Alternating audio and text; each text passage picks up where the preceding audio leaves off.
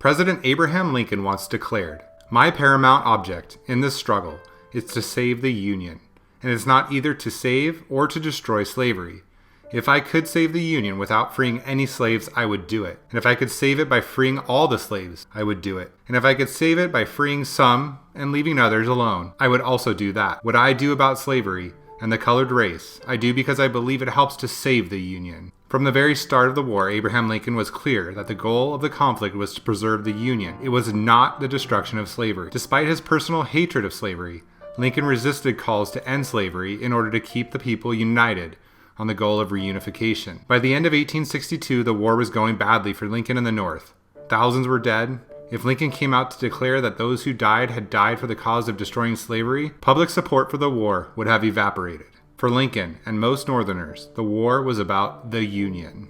As the war dragged on, and the North struggled to break through, attitudes towards ending slavery began to change in the North. Many Northerners saw slavery as a weapon in the Southern war effort. Slaves helped grow the crops in the fields that fed Confederate soldiers, and slaves did the heavy work in Southern Army camps. In essence, every slave that did work on the home front allowed a white Southern man to join the Confederate Army to fight the Union. As a result, anything that could weaken slavery or the South's ability to use slaves would work to cripple the Confederate war effort and help save Union lives. By the end of 1862, a growing number of Northerners favored action against slavery to help turn the tide of the war. For Lincoln, the decision to relent and act against slavery was almost forced upon him by the war itself. By 1862, the war was going poorly for the North, and public support for the conflict was weakening. Lincoln needed to strike a blow against the Confederacy to turn the tide of the war before it grew so unpopular that the people would demand an end to it without reunifying the country. To Lincoln, ending slavery became a military and political necessity in order to win the war and preserve the Union. Slavery was a tool that helped the South fight on, meaning slaves were essentially military assets to the Confederacy. By seizing or freeing them, the North could deprive the Confederacy of a vital tool with which to fight the war, which could help wear down the South and bring about an early end to the war. By the summer of 1862, President Lincoln had privately made the decision to free all enslaved African Americans in the Southern states. Thousands of escaped slaves were already being freed by Union forces as they marched into Confederate territory. However, with the war going poorly, Lincoln was waiting for the right moment to declare emancipation so that the decree would not appear like an act of desperation during a time when the North appeared to be losing the war. The president needed a huge Union victory on the battlefield. That victory came in September 1862 at the Battle of Antietam. While the battle itself was the bloodiest day in American history, Union forces had successfully driven the Army of Northern Virginia into retreat and hurled back the invasion of the North. With the decisive victory, public support for the war improved. Now was the time to declare the emancipation of all slaves in the South, forever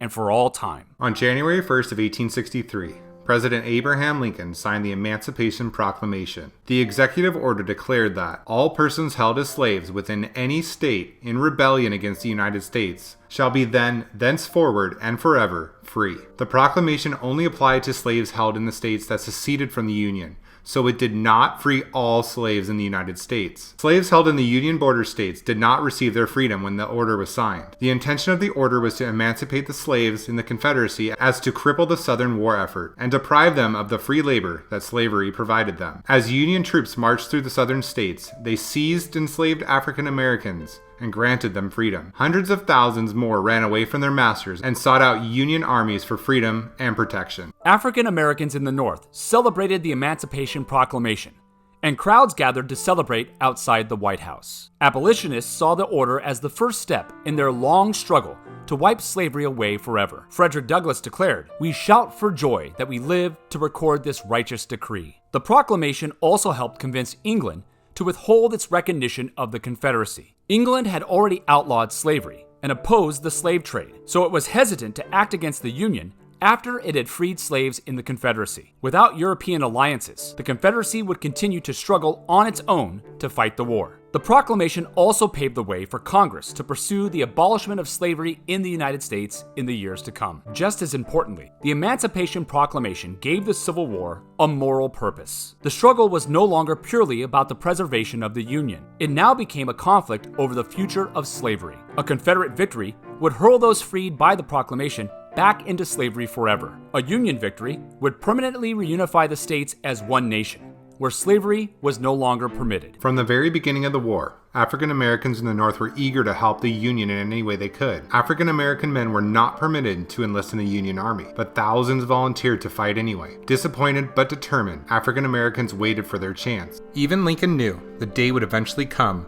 when Black Americans would be asked to help fight to preserve their country. African Americans found ways to help the war effort. Despite the Union Army not allowing blacks to serve as soldiers, the Union Navy accepted African Americans as volunteers. Black Americans served on board U.S. warships in various capacities. Runaway slaves who lived freely in the North volunteered as guides and spies for the Union. These African Americans returned to the South and used their knowledge of the southern terrain to lead Union forces to their desired locations and provide vital information to Union commanders. In 1862, shortly before the signing of the Emancipation Proclamation, Congress passed a law that allowed African Americans to serve as soldiers in the Union Army. In all, some 200,000 African Americans served their country, with about 37,000 losing their lives on the battlefield. African American soldiers were organized into separate, segregated regiments. Despite their willingness to die for their country, black soldiers were not permitted to serve alongside white soldiers on the battlefield. African American regiments were mostly commanded by white officers,